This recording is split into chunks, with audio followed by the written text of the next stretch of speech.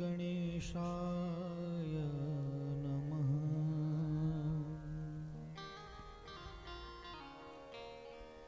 श्री सरस्वते नमः।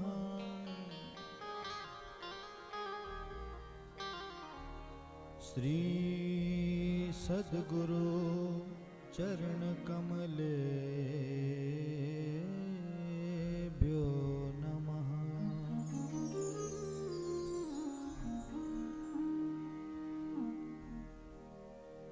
ओंकार बिंदु संयुक्तम्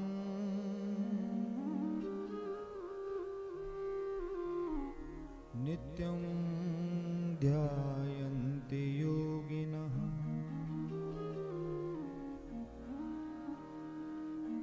कामदं मोक्षदं चैव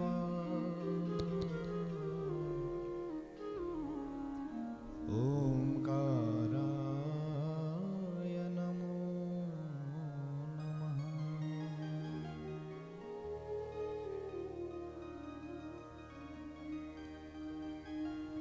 ध्येयं सदा परिभवग्नमभिष्टदोहम् तीर्थास्पदं शिवविरञ्चनुतं शरण्यं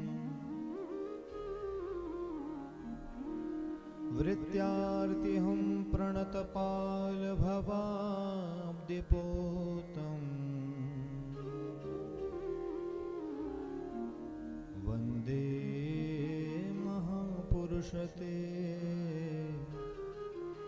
चरणारविन्दम्।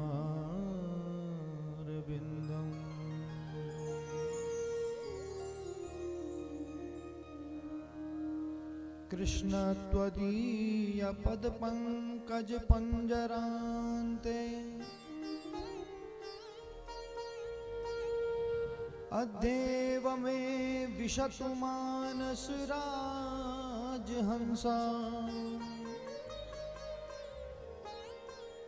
प्राण प्रयाण समये कपवात पित्ते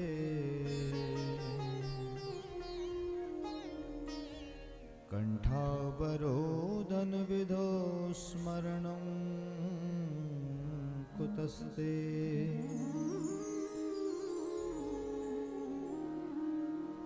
गंगा तरंग रमणीय जटा कलापम्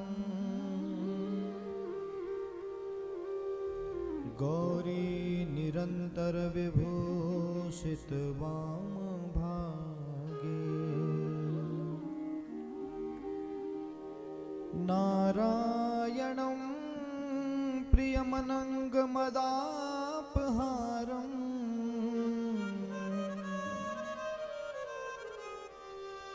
वाराणसीपुरपतिं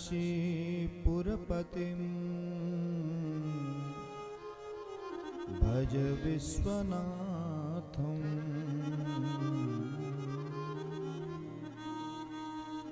श्री शंकरं शंकराचार्यं केशवं बादरायणं सूत्रभाष्यकृतो वन्दे भगवन्तो पुनः पुनः। भक्ति भक्त भगवंत गुरु चतुर नाम वपु एक।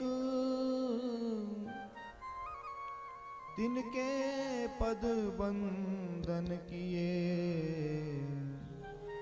नाशे विघ्न अनेक। जय जय श्री राधा रमण जय जय नवल किशोर। जय गोपी चित चोर प्रभु जय जय माखन चोर। कि सब द्वारन को छाड़ के मैं आयो तेरे द्वार। हे वृषभानु की लाडली, अब मेरी ओर निहारे।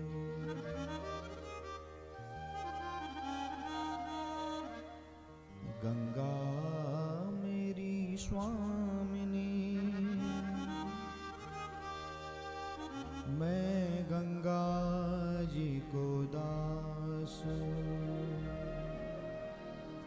जन्म जन्म मोहे दीजिए निज चरणों में वास। कि जन्म जन्म मोहे दीजिए श्री उत्तराखंड को वास। ध्यान मूलम गुरु मूर्ति, पूजा मूलम गुरु पदम, मंत्र मूलम गुरुर्वाक्यम, मोक्ष मूलम गुरु कृपा। बोलिए सद्गुरुदेव भगवान की जय। यमुना मैया की जय, गंगा मैया की जय, काशी विश्वनाथ भगवान की जय, भद्र विशाल भगवान की जय, केदारनाथ भगवान की जय, सेम नागराज भगवान की जय, अखंडेश्वर कंडार देवता की जय, पुंडरीक नाग भगवान की जय, छत्र गंड्याल देवता की जय, कुटेटी भराड़ी मैया की जय, दुर्गा मैया की जय, गुरुचौरंगीनाथ भगवान की जय, राज राजेश्वरी मैया की जय, दिव्य रामचरित मानस की जय, श्रीमद्भागवत महापुराण की जय, पितृदेवताओं की जय, भक्त वत्सल भगवान की जय, सब संतन की जय, सब भक्तन की जय, आयोजन कर्ताओं की जय। ओम नमः पार्वती पतये, हर हर महादेव।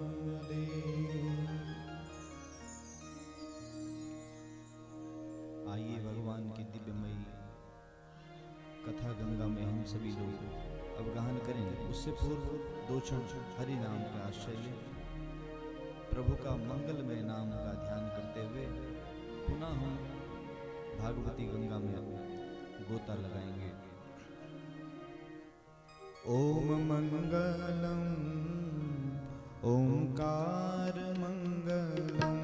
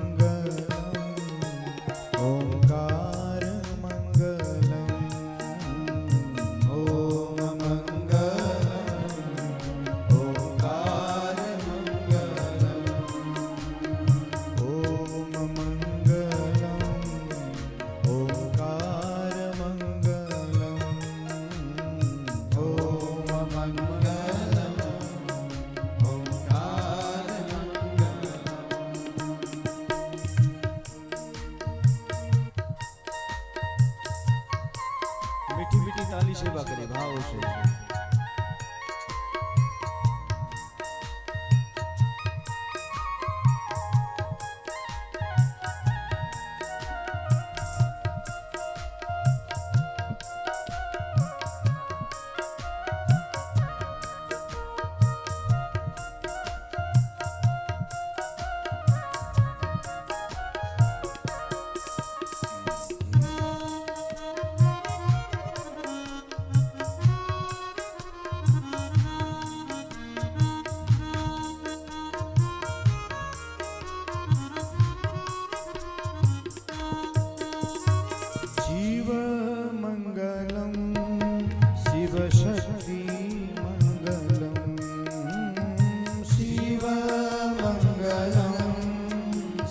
शक्ति मंगलम शिव मंगलम शिव शक्ति मंगलम शिव मंगलम शिव शक्ति मंगलम सीता मंगलम सीताराम मंगलम सीता मंगलम सीताराम मंगलम राधा मंगलम राधे श्याम मंगलम राधा मंगलम राधे श्याम मंगलम ओम मंगलम ओंकार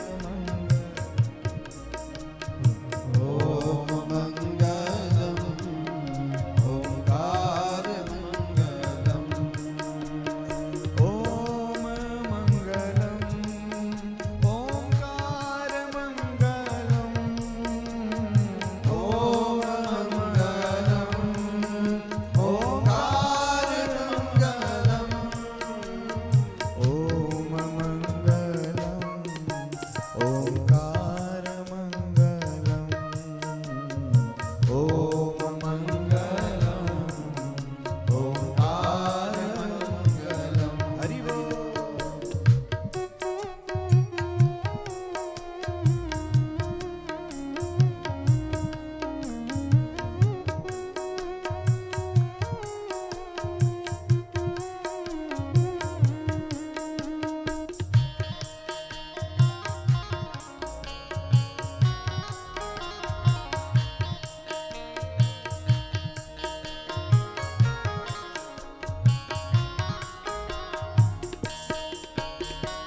काली मंगलम शेरावाली मंगलम काली मंगलम शेरावाली मंगलम काली मंगलम शेरावाली मंगलम काली मंगलम शेरावाली मंगलम शेरावाली मंगलम हरियाली मंगलम शेरावाली मंगलम हरियाली मंगलम ओम मंगलम ओंकार मंगलम ओम मंगलम ओंकार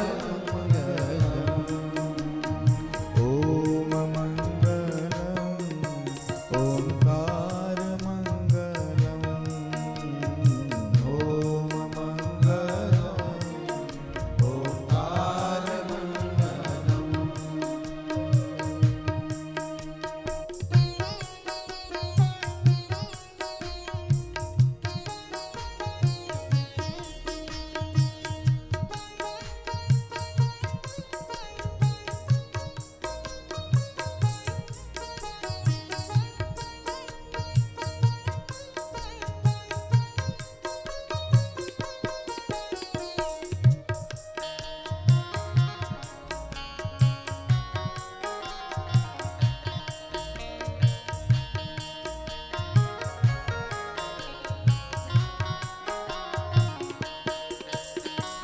संत मंगलम ग्रंथ मंगलम संत मंगलम ग्रंथ मंगलम ओ संत मंगलम ग्रंथ मंगलम संत मंगलम ग्रंथ मंगलम गुरु मंगलम गुरुदेव मंगलम गुरु मंगलम गुरुदेव मंगलम गुरु मंगलम गुरु कृपा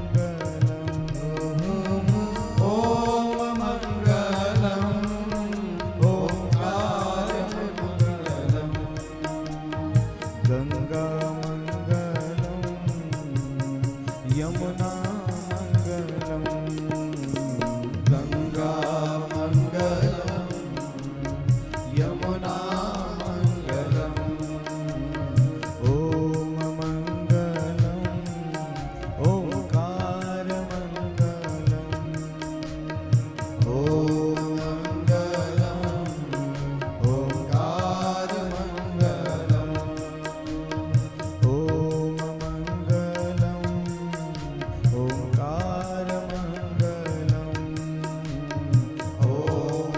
मंगलम ओंकार मंगलम ओम मंगलम ओंकार मंगलम ओम मंगलम ओंकार मंगलम ओम मंगलम ओंकार मंगलम ओम मंगलम ओंकार मंगलम ओम मंगलम ओंकार मंगलम ओम मंगलम ओंकार मंगलम ओंकार मंगलम ओंकार मंगलम ओंकार मंगलम। श्रीमद्भागवत महापुराण की जय। सद्गुरुदेव भगवान की जय। जय जय श्री राधे। जय जय श्री राधे। जय जय श्री राधे। परम मंगल में प्रभु अखंड कलेश्वर कारण करना बना ले। तरुणजित पीतांबरधारी भक्तवान सकल्प तरु मेरे प्यारे गोविंद की दिव्य प्रतिमूर्ति और उन्हीं का वांग में शब्द में विग्रह में स्वरूप श्रीमद् भागवत महापुराण दिव्य रामचरितमानस व्यासपीठ पर विराजमान सुख स्वरूप पूजनीय वंदनीय आदरणीय पूज्य व्यास जी एवं इस दिव्य यज्ञ में वर्णित इस महायज्ञ के प्रधान आचार्य और इस यज्ञ के और इस कुल के जो पुरोहित हैं आदरणीय वंदनीय पूजनीय श्री कामता प्रसाद नोटियाल जी, आदरणीय श्री राकेश नोटियाल जी, समस्त ब्राह्मण वृंद, भगवान अखंडेश्वर महादेव, कंडार देवता की दिव्य विग्रह मूर्ति, पुंडरीक नाग भगवान और लैंसडॉन पौड़ी क्षेत्र से यहाँ पर भगवान का एक दिव्य विग्रह जो विराजमान है, आदरणीय श्री कालेश्वर महादेव, समस्त वंदनीय पूजनीय देववर्ग एवं इस कथा के जो प्रधान मनोरथी यजमान हैं,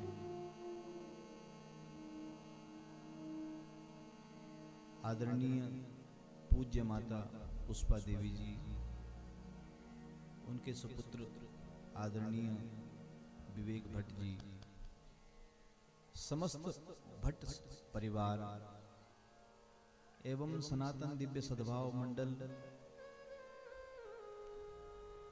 गंगा दशहरा महोत्सव समिति, श्री विश्वंभर अन्नपूर्णा आश्रम, श्री वाराही शक्तिपीठ, श्री संत सेवा आश्रम आदि आदि प्रकल्पों से सेवित जो दीक्षार्थी परिवारजन, समस्त संत वृंद, संत सेवा आश्रम के श्री महंत आदरणीय श्रद्धेय श्री बसंत जी महाराज कायवाल जी, और इस कथा यज्ञ में और उस दिव्य महापुरुष के एकोदिष्ट श्राद्ध के अवसर पर आयोजित श्रीमद् भागवती गंगा में पितृदेवता के निमित्त, समस्त पूर्वजों के निमित्त अपने श्रद्धा सुमन अर्पित करने आए हुए आध्यात्मिक मार्ग के वैदिक विद्वान जनों में आज आध्यात्मिक मार्ग का मार्ग सुलभ करवाने वाले ऐसे परम आदर्श व्यास, पूजनीय वंदनीय आदरणीय श्री घनानंद नौटियाल जी, पूजनीय वंदनीय आदरणीय श्री शिवराम भट्ट जी, पूजनीय वंदनीय आदरणीय श्री शिव स्वरूप नौटियाल जी, पूजनीय वंदनीय आदरणीय श्री केशव जी महाराज,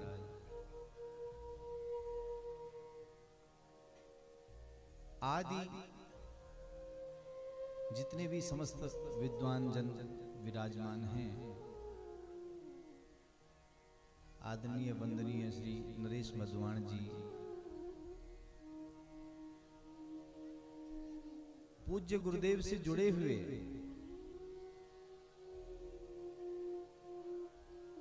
जितने भी आत्मीय जन हैं, भक्ति मार्ग को प्रशस्त करने में जिन्होंने भक्ति के मार्ग में गुरुदेव के साथ में उस पंक्ति में खड़े होकर के महाराज उस मार्ग को सिद्ध किया, ऐसे ऐसे हमारे बहुत से भक्त वृंद यहाँ विराजमान हैं। सनातन दिव्य सद्भाव मंडल संस्थान के जो परमाध्यक्ष हैं आदरणीय श्री राम स्वरूप जोशी जी, उनकी धर्मपत्नी, सनातन दिव्य सद्भाव मंडल के जो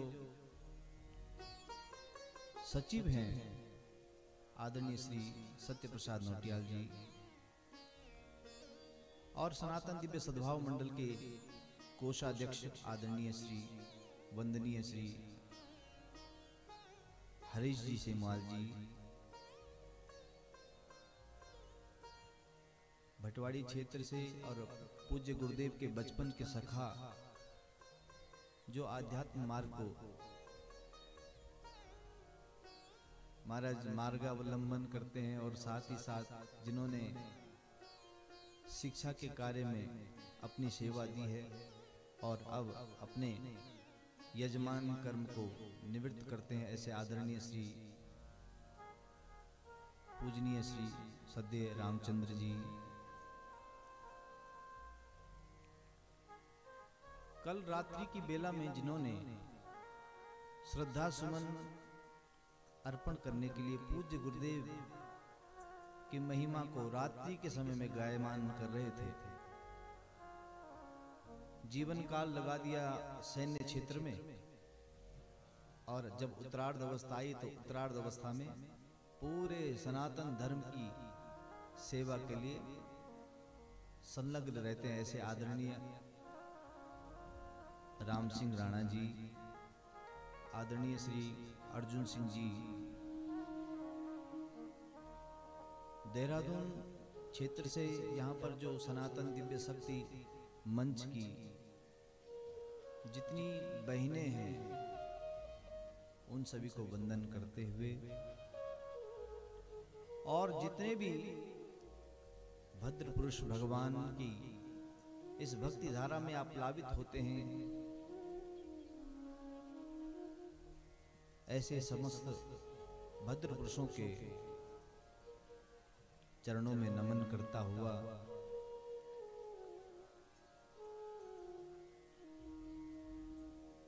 आप सभी के हृदय में विराजमान जो श्री सीताराम जी, श्री राधा कृष्ण जी की दिव्य छवि है, उन्हें मैं व्यासपीठ से प्रणति और नमति वंदन करता हूं। हरि कथा प्रेमियों,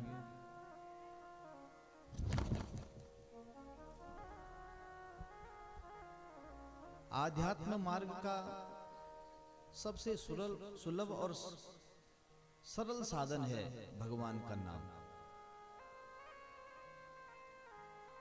और सबसे सरल साधन होने के साथ साथ सुलभ भी है, सरल भी है। किंतु घोर आश्चर्य है कि सुलभ और सरल नाम होने के साथ साथ भी संसार में आया हुआ जीव उस नाम को न गा करके नरक की ओर गिरता रहता है। सुलभम भगवन नाम बांस बाणी वसवर्तनी।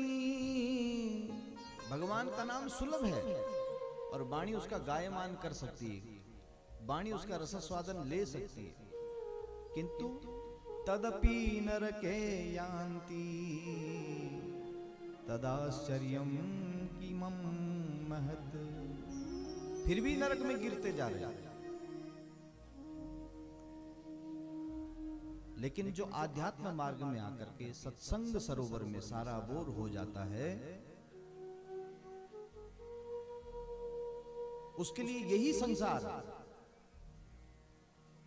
सुलभता से नाम को प्राप्त करा करके भगवान के परम धाम की प्राप्ति करा देता है। और उसका जीता जागता प्रमाण जिनके लिए हम इस दिव्य यज्ञ का आयोजन कर रहे हैं, बैकुंठवासी ब्रह्मलीन पूज्य गुरुदेव मानस प्रेमी जी, जिनसे एक छोटा बच्चा भी प्रेम करता है, एक वृद्ध जन भी प्रेम करता है, जो उनसे मिला नहीं वो भी प्रेम करता है, जिसने केवल उनका नाम सुना है वो भी प्रेम करता है, क्योंकि उनकी कृतियां ही ऐसी हैं। किसी का एक दिन का संग है, किसी का कई वर्षों का संग है, किंतु महाराज जिनका जीवन ही शास्त्र का अवलोकन करते हुए व्यतीत हुआ है, जिनका आचरण ही शास्त्र के अनुसार चला है, और शास्त्र भी इसी की चर्चा तो कहता है। बोले भूमि की ओर चलना है, यदि कहीं जाना है तो भूमि की ओर देख करके चलना चाहिए। दृष्टिपूतम निषेध पादम वस्त्रपूत पिबेत जलम।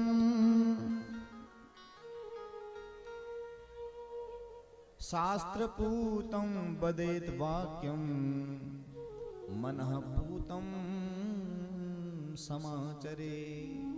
यदि श्लोक का यदि अर्थ किसी के जीवन में यदि महाराज सार गर्वित होता है तो ऐसे पूज्य मानस प्रेमी जी हैं, जिन्होंने शास्त्रों का निर्देश करते हुए, शास्त्रों का अनुपालन करते हुए जीवन व्यतीत किया। पूज्य महाराज श्री को वंदन अभिनंदन।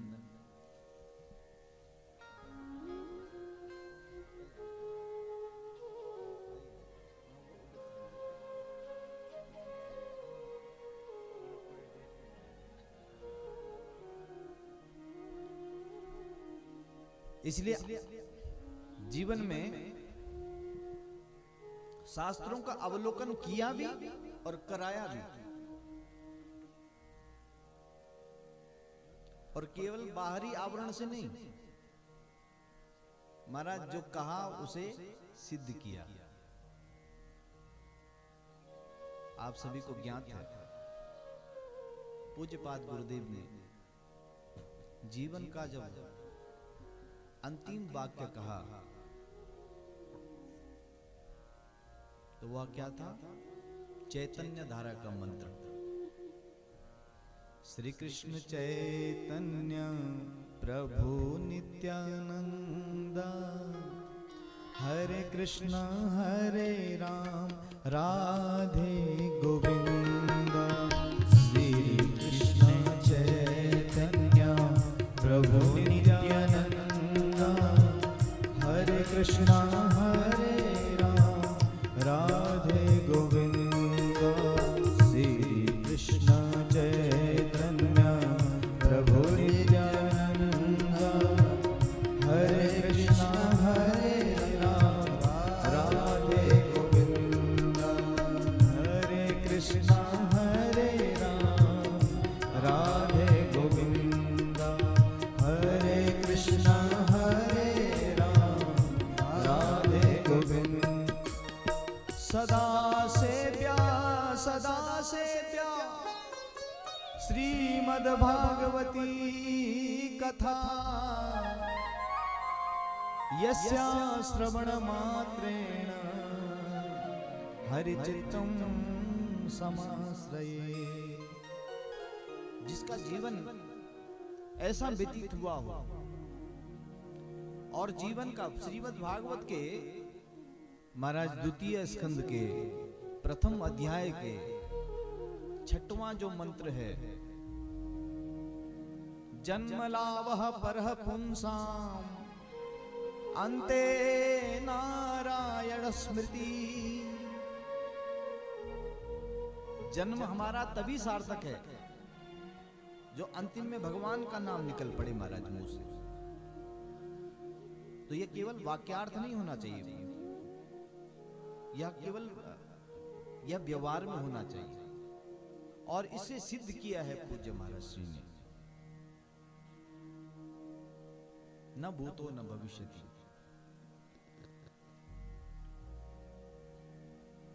उनके लिए हम क्या मुक्त्यर्थ यज्ञ करें महाराज, जो स्वयं मुक्त हैं, क्या मुक्त्यर्थ करें? किंतु उनके निमित्त हमने यह जो आयोजन किया, उनके निमित्त जो यह यज्ञ का आयोजन किया, उससे हमारा कल्याण हो, निज कल्याण हो। हमारे जीवन में ऐसी गुरु कृपा प्रभाषित होए,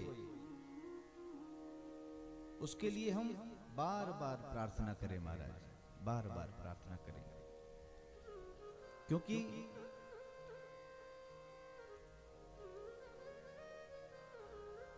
जो अपने सदगुरुदेव के बताए हुए मार्ग का अनुसरण करता है, उस पर गुरु कृपा हो जाती है।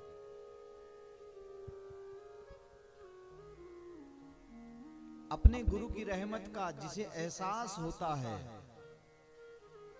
अपने गुरु की रहमत का जिसे एहसास होता है, फिर हर लम्हा हर पल गुरु उसके पास रहता है महाराज। वो कहीं गए नहीं, वो आप और हम सभी के हृदय प्रदेश में विराजमान है। उनकी वाणी, उनके कहे हुए जो अनमोल वचन हैं, जो जीवनोपयोगी सूत्र हैं, वो हम सभी के लिए आदर्श हैं। और उन्हीं सूत्रों से हम अपने गुरुदेव का सजीव रूप से दर्शन कर सकते हैं।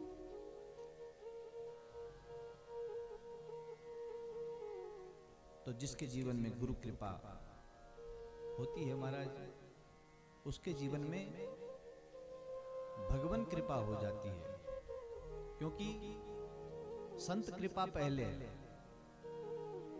और कोई भी आप ग्रंथ की कथा सुन लीजिए, आध्यात्मिक मार्ग का यदि उद्दीपन हुआ है, मार्ग सिद्ध हुआ है, तो किसी न किसी संत के बहाने, किसी न किसी गुरु की कृपा से। तो जीवन में जब गुरु कृपा होती है तो महाराज भगवान की कृपा भी अपने आप ही हो जाती है।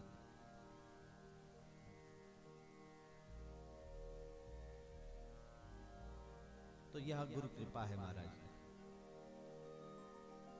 हरि कथा प्रेमियों, कल भाव जगत में हम भगवान की कथा सुधा में अवगाहन करते हुए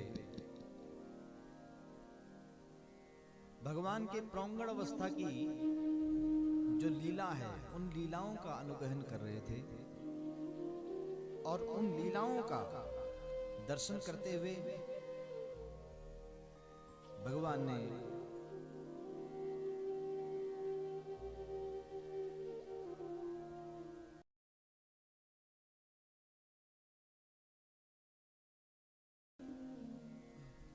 और उस अनन्य कृपा गोपियों पर करी, जैसी कृपा भगवान ने अपने ग्वाल वालों पर करी, ऐसी कृपा वो अपने भक्तों पर भी करते हैं। और सबसे बड़ी कृपा तो महाराज उनका नाम है जो संतों के पास रहता है।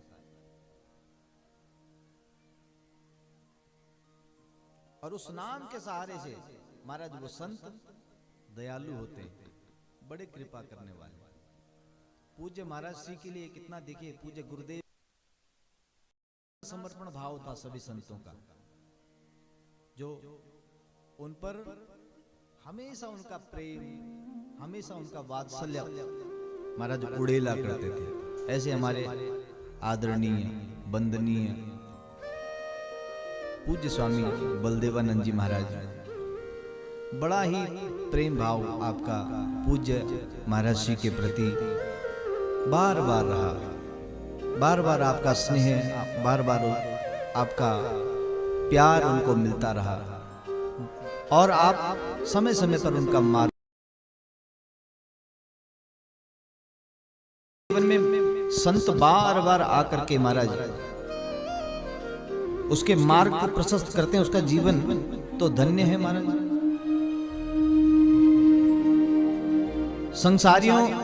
संसार में आकर के हमें किसी प्रकार की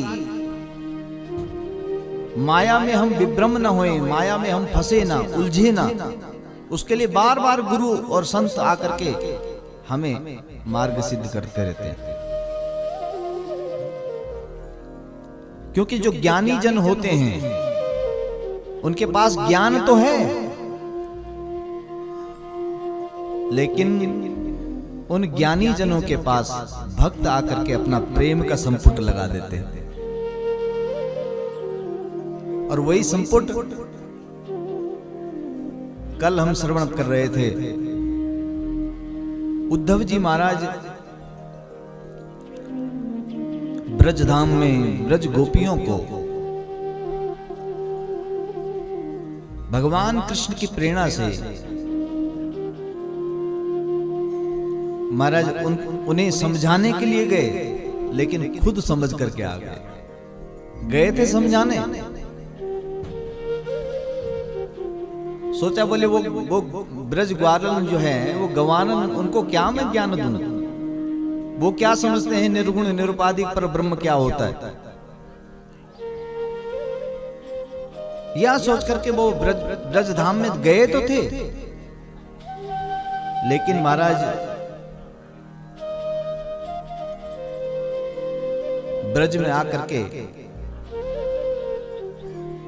उन्होंने जब नंद बाबा यशोदा की दशा देखी, उन्होंने ग्वाल वालों की दशा देखी और गोपियों की दशा देखी,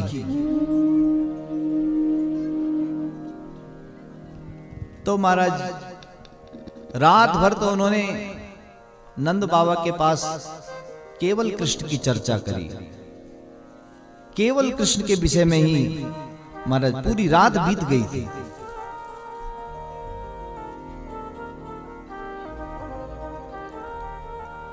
और चर्चा करने का केवल एक ही माध्यम था कि कृष्ण से प्रेम हो, कृष्ण से अनुनय विनय हो। और जहां भगवान की चर्चा होती है, जहां प्रभु की चर्चा होती है, वहां भगवान की भक्ति स्वयं विराजमान हो जाती है, उनकी भक्ति का महाराज उद्गम हो जाता है। और उद्धव जी को भेजने का एक यही हेतु था महाराज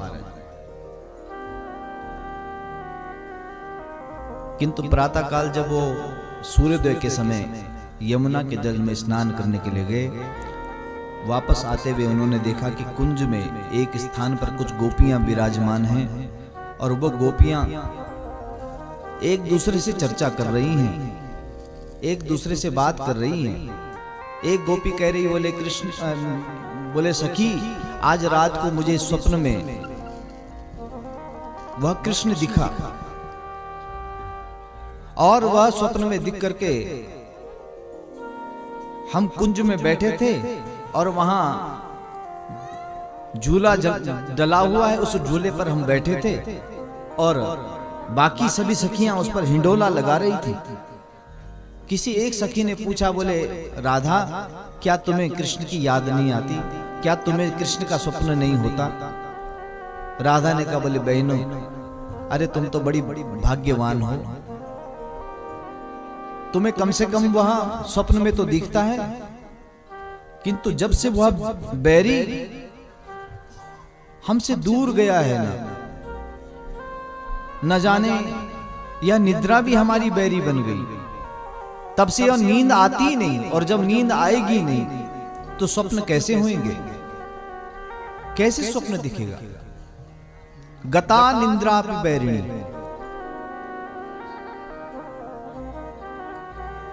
वो निद्रा भी हमारी बैरी बन गई।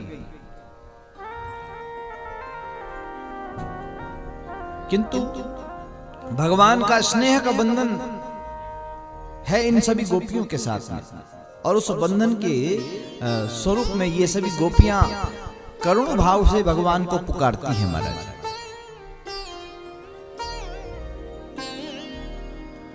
वहीं पर एक कौतुक हुआ महाराज। यह जो उद्धव जी उन सभी गोपियों को समझाने के लिए जा रहे थे, बोले अभी अच्छा समय है, ये एक साथ बैठी हैं, इन्हें मैं समझा के आ जाता हूं जो कृष्ण ने मुझे भेजा। और वो आकर के उन्हें समझाने का प्रयास करने लगे, गोपियों, क्यों ऐसे कुंज कुंज में जाकर के तुम घूमती हो? अरे वह कृष्ण तो अजन्मा है। अरे जिस कृष्ण से तुमने नेह लगाया, जिससे तुमने प्रेम किया है, वह तो सर्वनियंता है, सर्व जगत को बनाने वाला है, निर्गुण निरुपाधिक पर ब्रह्म है। वह तो किसी लक्षणा और व्यंजना से भी परे है, उसका पार पाना बड़ा कठिन है। ना उसका कोई स्वरूप है,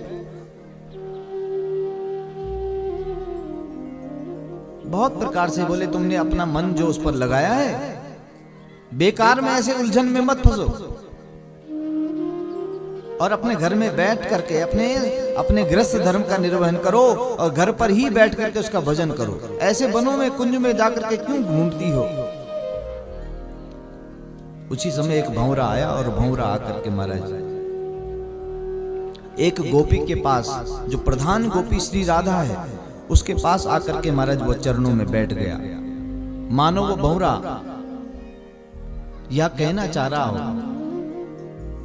वह भंवरा कुछ महाराज संदेश देना चाह रहा हो आध्यात्म मार्ग में। महाराज उस भंवरे को कृष्ण भी कहते हैं, क्योंकि वो काला है।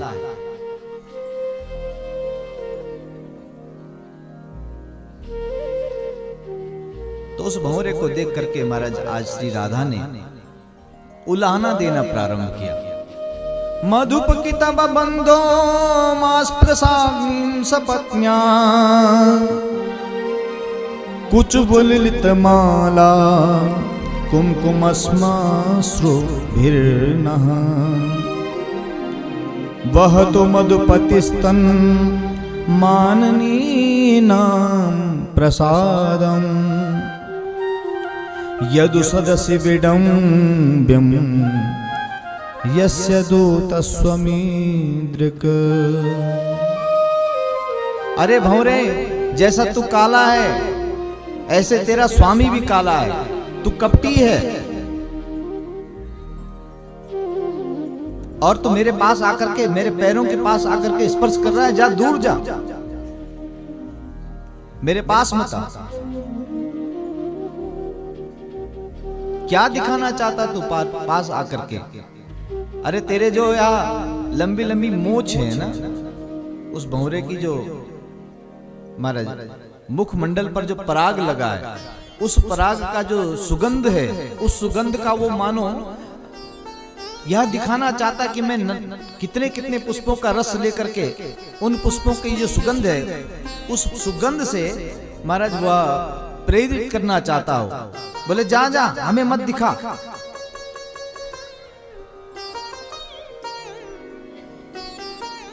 तू क्या सोचता है कि तेरा स्वामी जब हमसे दूर गया तो वहां उसे और अन्य ऐसी पटरानियां मिली होंगी जिनके पास, जिन्होंने सुंदर सुंदर आवरणों को धारण किया होगा, जिन पर सुगंध आ रही होगी, और उसे तो हमें रिझाने के लिए, हमें दिखाने के लिए आया है। जा, हमें ना दिखा, जा, तू कपटी है। और जितने काले होते हैं वो सब काले कपटी ही होते हैं। तेरे स्वामी भी तो ऐसी कपटी है। और वो कपटी की कथा सुनाने लगे। बोले तेरे स्वामी ने पहले जब राम अवतार में सुग्रीव के भाई को छल से मार डाला,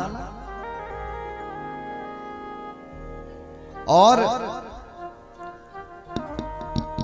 कई प्रकार के छल किए, कई प्रकार के छल किए। एक छल की बात कहूं तो क्या, अरे जा, तुझ जैसे कपटी, तेरा स्वामी भी कपटी, तू भी कपटी। भंवरा मानो डर गया, और डर गया तो वो मारा भय के मारे उड़ने लगा।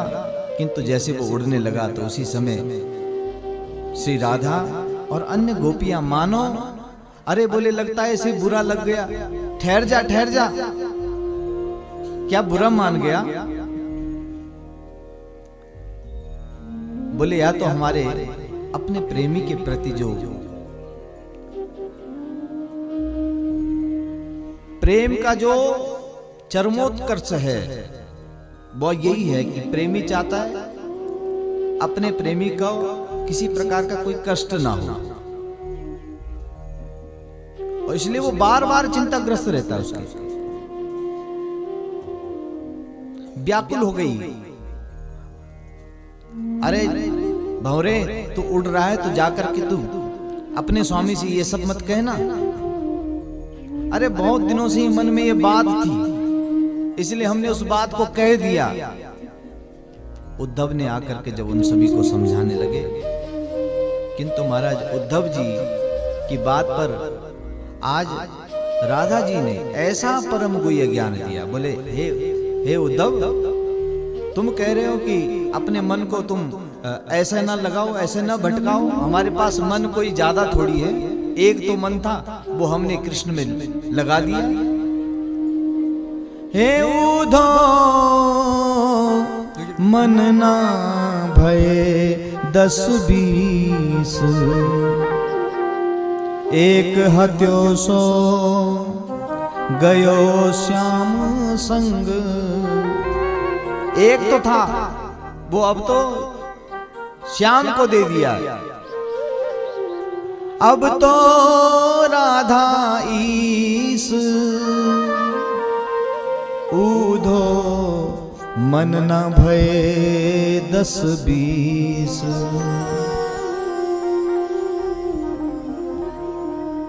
इंद्रिय शिथिल भई माधव बिन,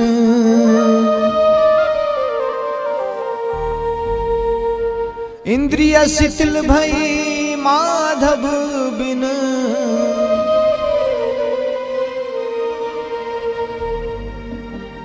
हे उधो मन न भये 10-20।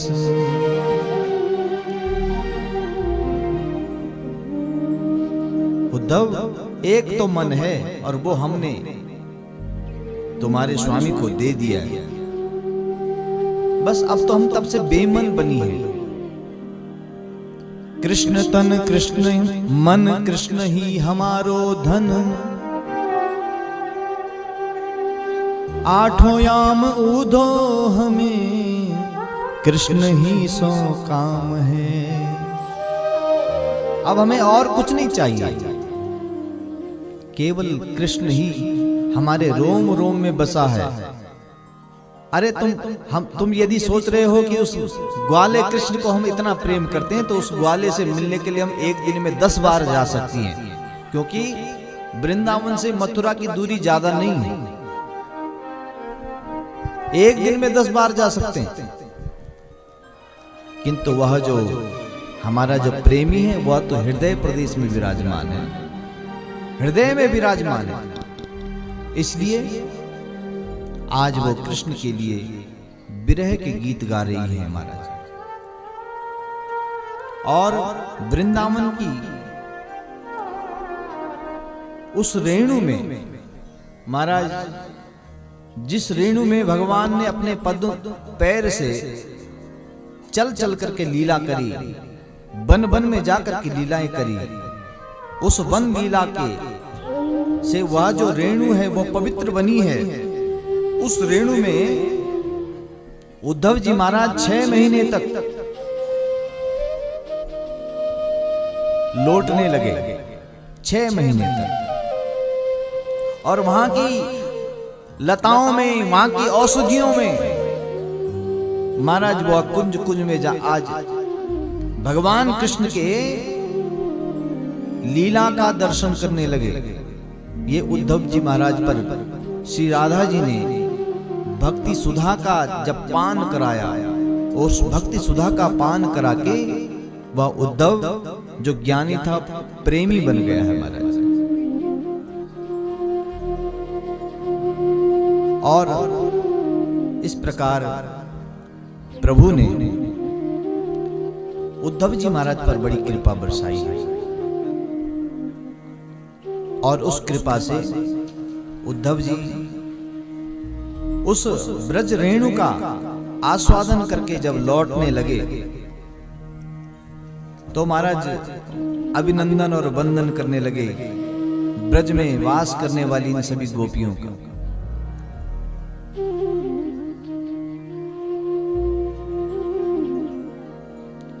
वंदे नंद ब्रज स्त्रीणां पादरेणुमभिक्ष्णसा यासां हरिकथोद्गीतं पुनाति भुवनत्रयम्। बार बार ये ब्रज की गोपियों की और उनके चरण धूलि की बार बार महाराज वंदना करने लगे। और जिनके द्वारा त्रिभुवनपति भगवान की जो कथा सुधा वहां बह रही है, उस कथा सुधा में गोता लगाते हुए उद्धव जी महाराज पवित्र हो जाते हैं। हम भी उनके साथ में पवित्र हो जाते हैं महाराज।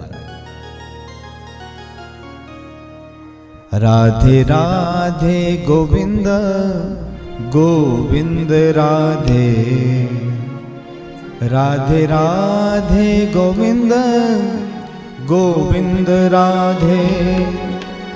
राधा नाम की लगी भारी रटन, राधा नाम जपणो न्यूंदो कठिन।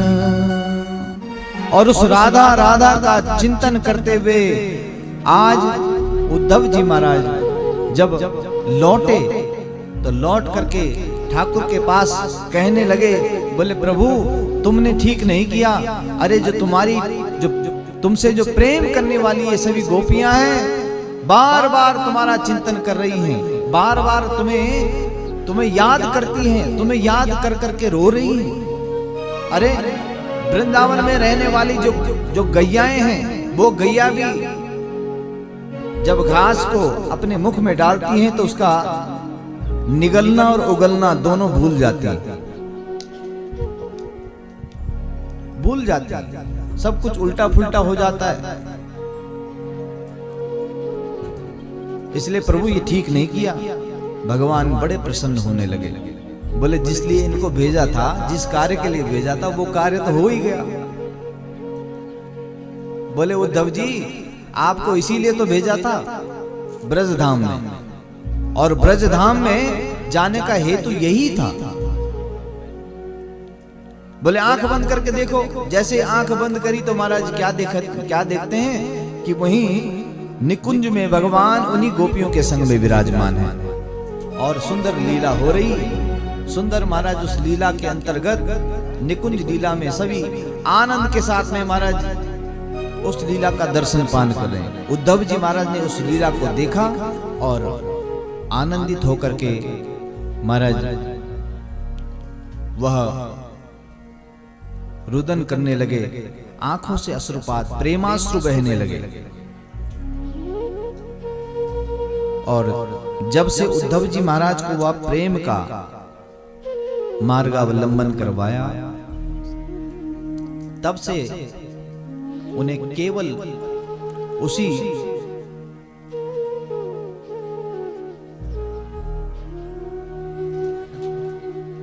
उसी दशा का अनुभव करते हुए वो अंतःकरण में उसी छवि का, युगल छवि का ध्यान करते रहे महाराज। समय व्यतीत हुआ, मथुरापुरी में ही वो रहने लगे। महाराज भगवान की जो शरणागति में जितने रहने वाले मथुरापुरी के लोग हैं वो सभी संरक्षित हैं, क्योंकि भगवान ने उन्हें अपना आश्रय दिया। कंस की जो पत्नियां हैं महाराज अस्ति और प्राप्ति, ये दोनों जब अपने पिता के घर में गई तो जरासंध को बड़ा बैर हुआ और बैर के कारण जरासंध ने भगवान कृष्ण से ऐसा बैर मोल ले लिया कि उसने अक्षोहिणी सेना तैयार करके महाराज प्रभु को मारने के लिए कई प्रकार के उद्योग किए। एक बार उसकी सेना नष्ट हो गई, पुनः से दूसरी सेना तैयार करता है, फिर युद्ध करने जाता है।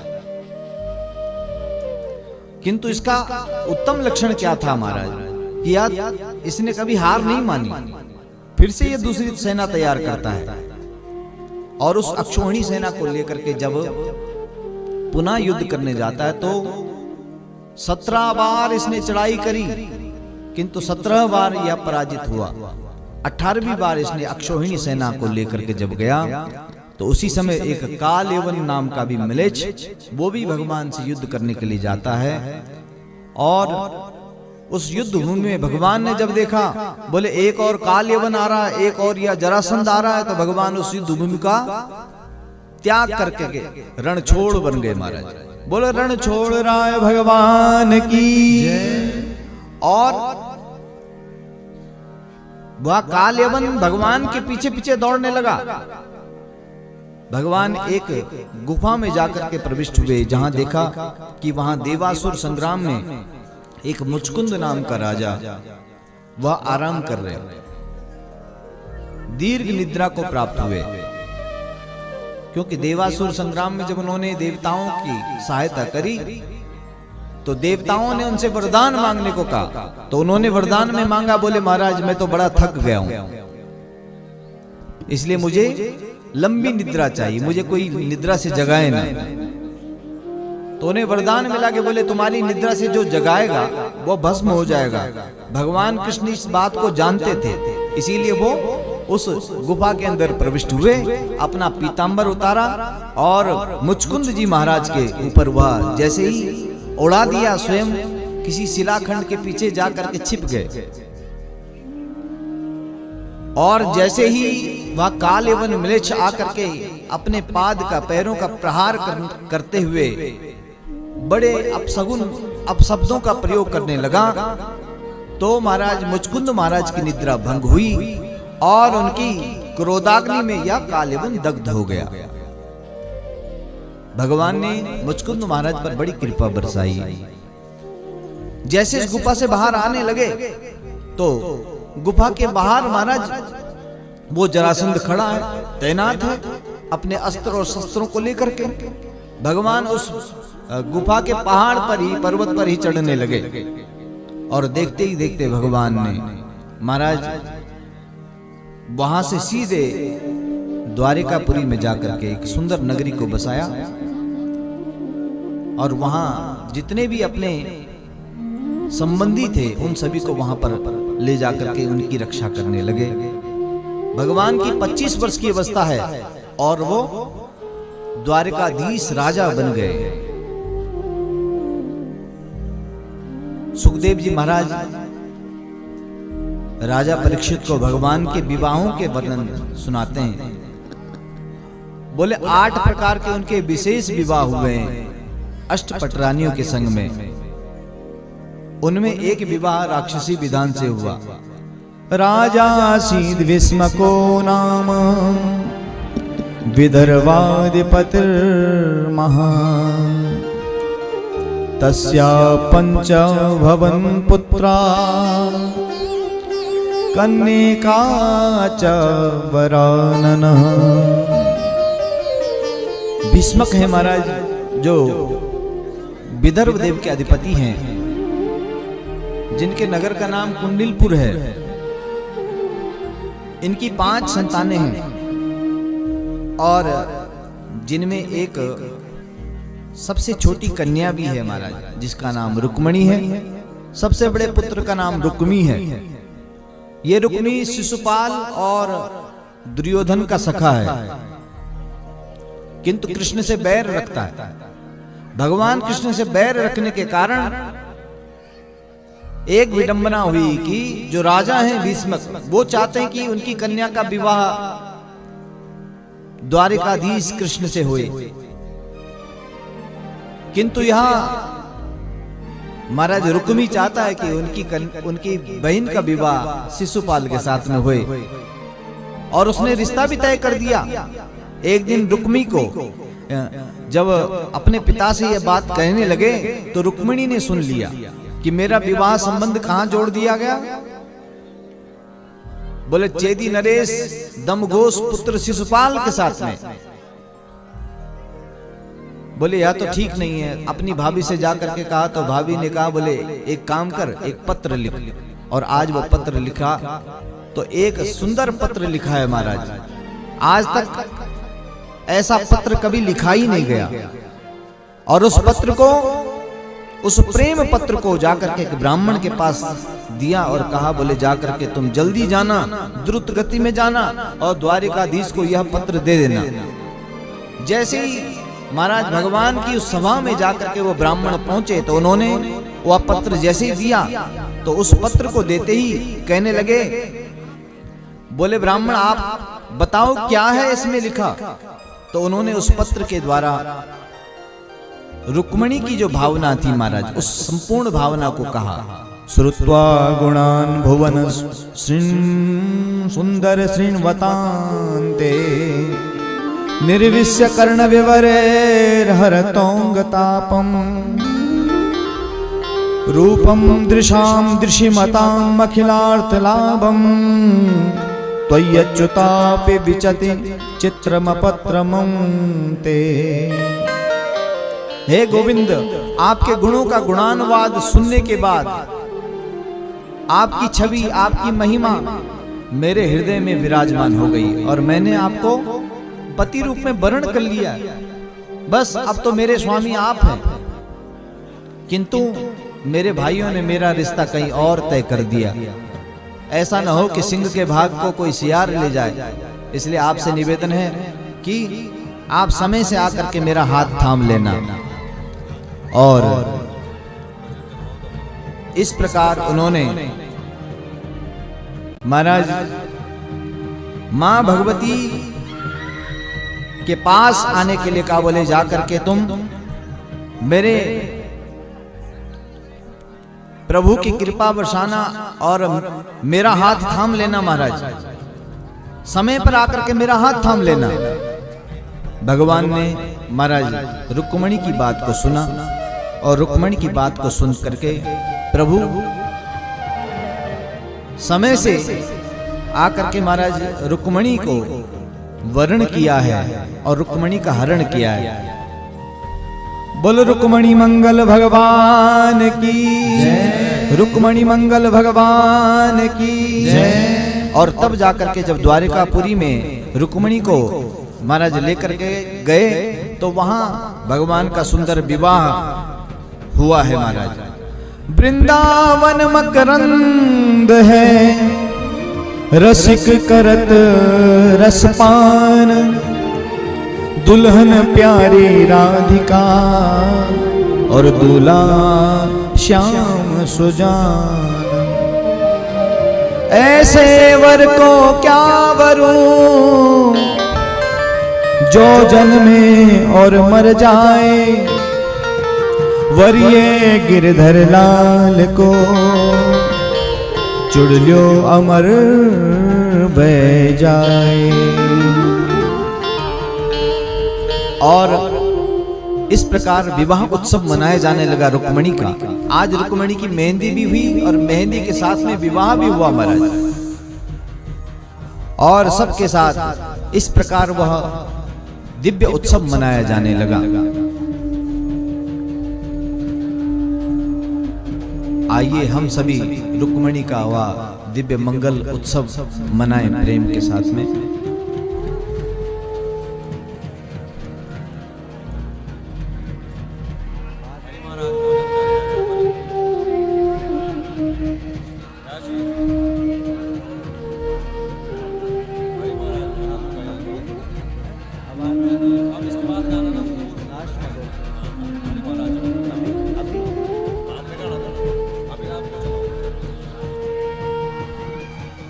तो वहां के राजा जो नग्नजित हैं, उनकी एक कन्या है।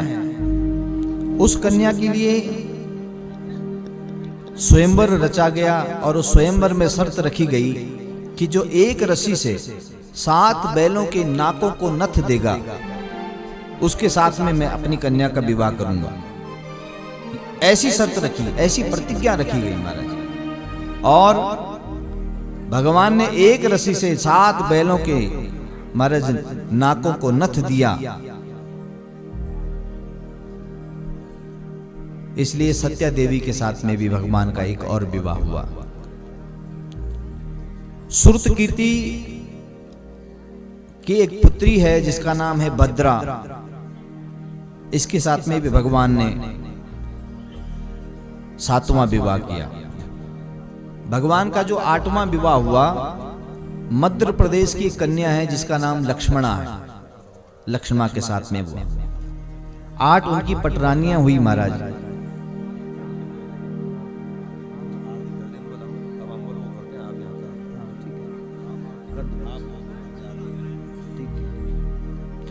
और भौमासुर एक असुर है जिसने कि 16,100 कन्याओं को अपने कैद में बंद किया हुआ है। ध्यान रखना, भगवान सूर्य जब उदय होते हैं तो सूर्य के उदय होने के बाद जब उनकी प्रथम जो प्रकाश है वह पृथ्वी मंडल पर जितनी द्रुत गति में आता है, उससे चौगने भक्त की पुकार भगवान के पास जाती है। इन गोपियों ने जो इस नरकासुर की कैद में जो प्रार्थना करी, भगवान ने सुना है। ध्यान रखना, ये नरकासुर जो था ना, इसने एक अपने नगर को ऐसा बांधा हुआ था माया से। मुर नाम का एक दैत्य है, उस दैत्य ने महाराज उस नगर में अपनी माया प्रभाषित करी थी। भगवान ने सबसे पहले उस माया को भंग किया और इस मुर दैत्य का वध किया, जहां भगवान का एक नाम मुरारी पड़ा। और इस नरकासुर का वध करने के बाद जब 16,100 कन्याओं को कैद से मुक्त किया तो यह कहीं जाती नहीं। भगवान ने इन सभी कन्याओं को भी अपनी द्वारिकापुरी में स्थान दिया। अब इनका बड़ा परिवार हो गया, 16,108, और फिर भी ठाठ ही ठाठ।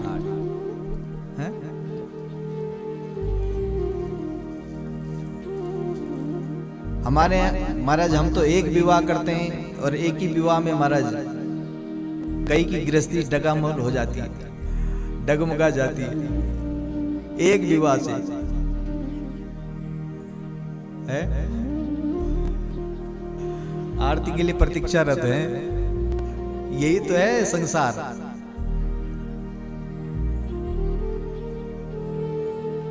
तो इस प्रकार भगवान के ये विवाह संपन्न हुए हैं और इन विवाहों के द्वारा जिनका जितना बड़ा परिवार, प्रत्येक रानियों से एक एक कन्या हुई, 16,108 कन्या हुई है, 10-10 पुत्र हुए, बहुत बड़ा परिवार भगवान का हो गया।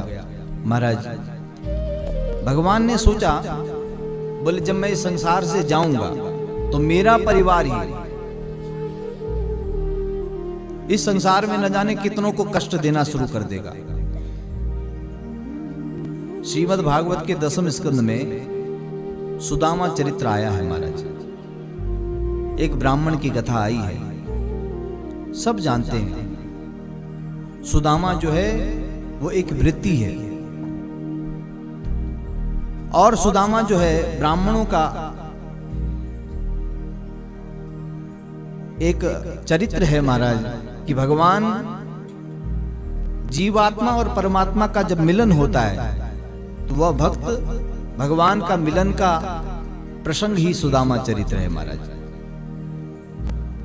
ब्राह्मणों में श्रेष्ठ ब्रह्मज्ञानी शांत चित्त रहने वाले सुदामा केवल कृष्ण से प्रेम करते हैं। एक दिन अपनी पत्नी के कहने पर या कृष्ण के दर्शनों के लिए जब द्वारिकापुरी की ओर जाते हैं तो द्वारिकापुरी में भगवान कृष्ण से बहुत वर्षों बाद भेंट करने के बाद उन्हें भगवान की सन्निधि प्राप्त हो जाती है। और प्रभु के पास जाने का केवल एक ही माध्यम है, अयम ही परमो लाभ कृष्ण दर्शन मानसा। केवल भगवान कृष्ण के दर्शन की लालसा, और दर्शनों की लालसा के लिए जब वो जाते हैं तो भगवान उस पर कृपा बरसाते हैं। और लौटते समय जब सुदामा जी महाराज लौट करके जब अपने नगर को आते हैं तो मार्ग में ये नहीं सोचते कि कृष्ण ने मुझे कुछ दिया नहीं, ठाकुर ने कुछ दिया नहीं।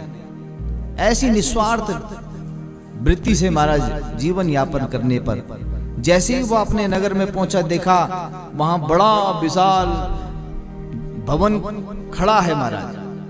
बड़े आश्चर्य में पड़ गए, बोले मैंने तो मांगा नहीं था, प्रभु ने इतना सब वैभव मुझे दे दिया। भगवान की जब कृपा बरसती है तो ऐसा ही वैभव प्राप्त होता है। और इस प्रकार भगवान ने सुदामा पर अपनी अनन्य कृपा बरसाई है। एक दिन तो भगवान ने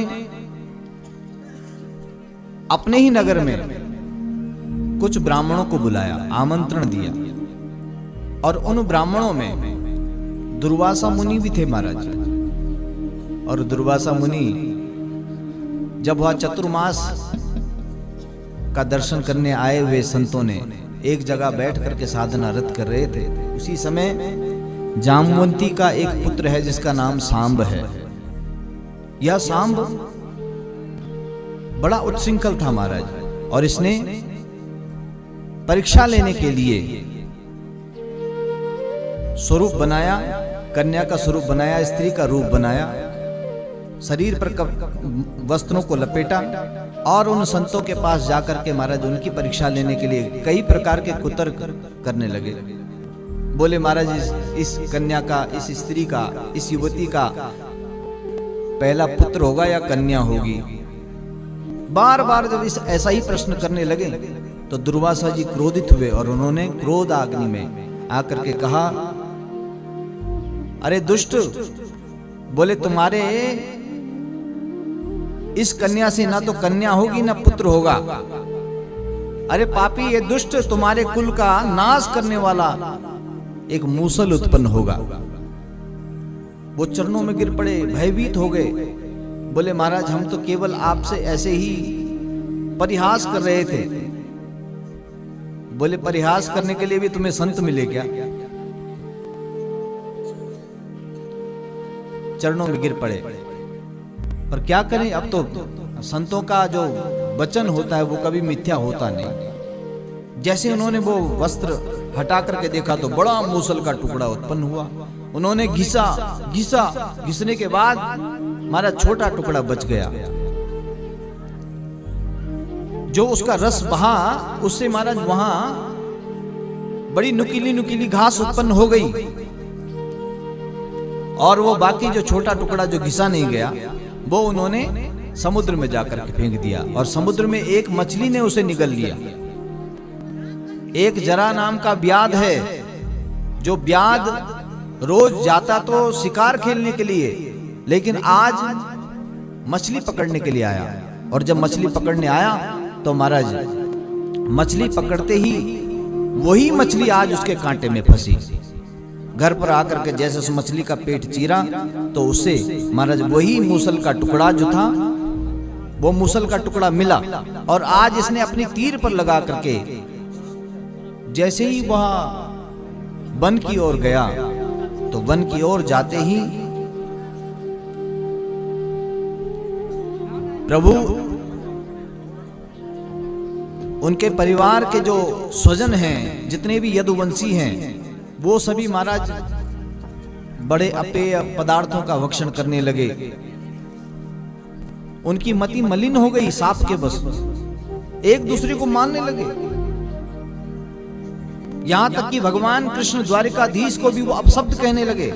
भगवान ने महाराज वन की ओर प्रत्यागमन किया, और वन की ओर जाकर के एकांत स्थान में जाकर के वो ध्यानस्थ होकर ध्यान गम्य हो गए। उसी समय जरा नाम का ब्याध आज वन की ओर गया था शिकार के लिए, और जब वन की ओर जब शिकार के लिए गया तो महाराज आज इसे ऐसा भासने लगा कि मानो कोई मृग हो जो जल पी रहा, ऐसा दिखने लगा जहां भगवान ध्यान गम में बैठे थे। और अपना तीर, वही तीर आज धनुष पर लक्षित किया और भगवान की ओर छोड़ा तो उनके तलवों में जाकर के वो लग गया। दौड़ करके आया, देखा तो कई प्रकार से पश्चाताप करने लगा, प्रार्थना करने लगा। भगवान ने कहा, बोले चिंता न करो, मेरी कृपा के बिना एक पत्ता भी नहीं हिलता। ये सब जो किया है मैंने किया है, और उसे अपना स्वधाम प्राप्त करवाया भगवान ने। स्वधाम प्राप्त कराने के बाद वह भगवान का चिन्मय वपु एक दिव्य तेज में परिणित हो गया। महाराज बोले वह तेज कहां गया? संत कहते हैं कि वह दिव्य तेज श्रीमद् भागवत महापुराण में प्रविष्ट हो गया। श्रीमद् भागवतोयम प्रविष्टोयम, भगवान चिन्मय रूप में, वांगमय रूप में इस पुराण में विराजमान हो गए। उद्धव इत्यादि जितने भी भगवान के भक्त हैं उन्हें यही संदेश दिया, बोले आज के बाद जब तुम्हें मेरी याद आए तो मेरी कथा सुनना, और मेरी कथा जब सुनोगे तो मैं कथा से प्रकट हो जाऊंगा। और वही वांगमय विग्रह है भगवान में। और कलयुग में महाराज नाम गा करके मेरी प्राप्ति होगी। जो मेरा नाम गाएगा, मेरे नाम का भजन करेगा, मैं उसे हृदय में आकर के उसके विराजमान हो जाऊंगा। सुखदेव जी महाराज ने आज अंतिम उपदेश किया है राजा परीक्षित को, क्योंकि 7वां दिन आज था महाराज। बोले हे परीक्षित, आज ही वो दिन है, वो तक्षक नाग आएगा और तुम्हें दंश मारेगा, तुम्हारी मृत्यु हो जाएगी। किंतु मैं 7 दिनों तक तुम्हें जो कथा सुना रहा हूं, तुम्हारा जो प्रश्न था उस प्रश्न के संदेह को दूर करने के लिए मैंने जो तुम्हें कृष्ण कथा सुनाई, अन्य भक्तों की कथा सुनाई, उससे तुम्हें क्या लाभ हुआ है। और अंतिम ज्ञान दिया कि हे राजन, क्या तुम मरोगे? त्वं तो राजन मरिष्येति पशु बुद्धिम मिमाम जही।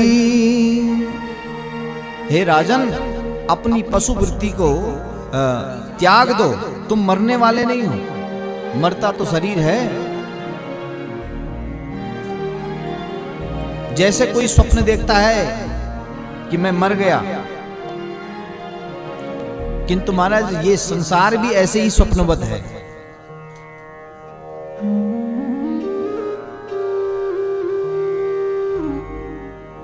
या तो शरीर का धर्म है कि मरना, आत्मा का धर्म नहीं। आत्मा तो अजन्मा है महाराज।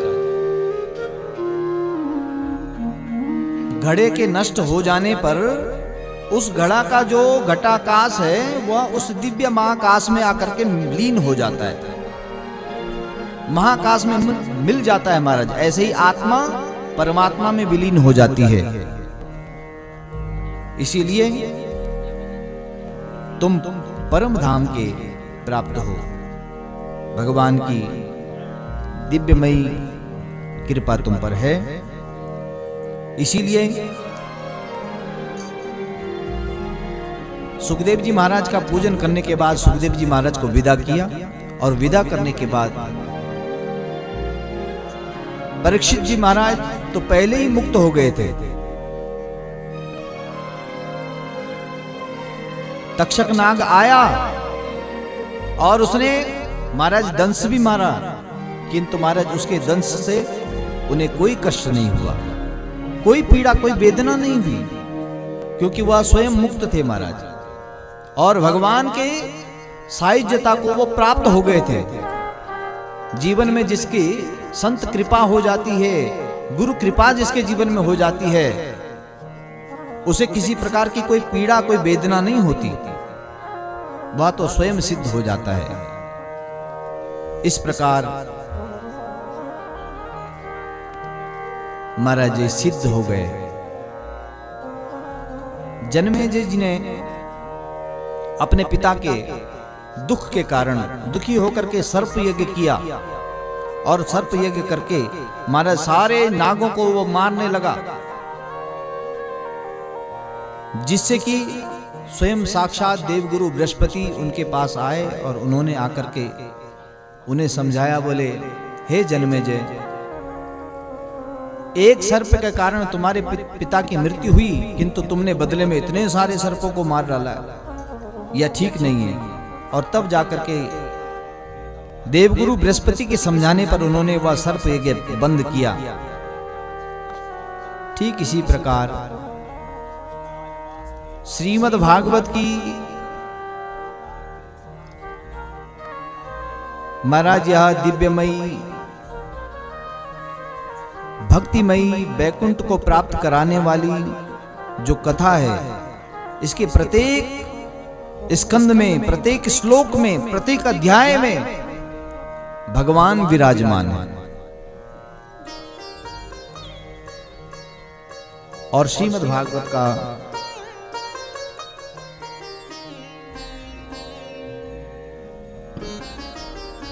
जो अंतिम वाक्य है, जो सूत्र है, वो यही है महाराज कि भगवान के नाम का चिंतन करना चाहिए। आइए ऐसे वह दिव्य संत जो स्वयं मुक्त हैं महाराज,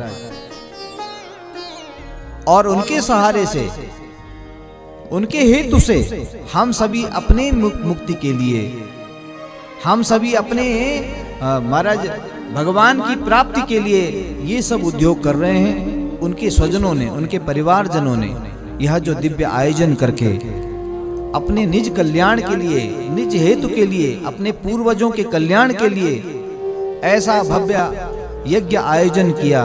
इस यज्ञ का जो फल है वो यही है कि महाराज भगवान की सायुज्य भक्ति हृदय में विराजमान हुए। तो आइए भागवत का जो अंतिम वाक्य है, इस वाक्य को हम, इस श्लोक को हम अपने जीवन का एक सूत्र मान करके अपने जीवन को परिमार्जित करेंगे। और यही भागवत जी का चरित्र श्रवण करने के बाद उस दिव्य पुरुष, उस दिव्य महापुरुष के लिए सच्ची श्रद्धांजलि होगी। नाम संकीर्तनम यस्या सर्व पाप प्रणाशनम, प्रणामो दुख समनम, स्तम नमामि हरिम परम। भगवान के नाम की महिमा गा करके और उनके नाम से उनका चिंतन करते रहिए, और समर्पण भाव से सेवा